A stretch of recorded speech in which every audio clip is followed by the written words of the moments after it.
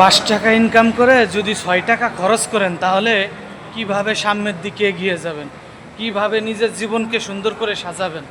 সবসময় চেষ্টা করবেন 5 টাকা ইনকাম করে 2 টাকা খরচ করার জন্য, 3 টাকা সেভ করার জন্য। যদি আরও কম পারেন আরও কম খরচ করার চেষ্টা করবেন। আপনি যদি সম্পূর্ণ টাকাটাই খরচ করে ফেলেন তাহলে জীবনে এগিয়ে যেতে পারবেন না। এগিয়ে যেতে হলে আপনাকে মনে করেন সুন্দরভাবে খরচ চাপাইতে হবে। আপনি যত খরচ চাপাবেন তত নিজেকে সামনের দিকে নিয়ে যেতে পারবেন। আপনার বউ থাকলে বউকে বুঝান, বাপ মা থাকলে বাপ মাকে বুঝান, ভাই বোন থাকলে তাদেরকে বুঝান, পরিবারকে সুন্দর করে গঠন করেন। মিডিয়াম ক্লাস ফ্যামিলি হন, সমস্যা নাই। মধ্যমতি ফ্যামিলি হন, কোনো সমস্যা নাই।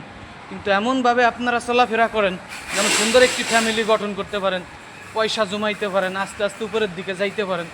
টাকা ছাড়াই দুনিয়ায় আপন কিছু নাই। বাপ মা সবচেয়ে আপন। বাপ মার পর এই বর্তমান টাকা। টাকা গুছান, ফ্যামিলি ভালো থাকতে পারবে।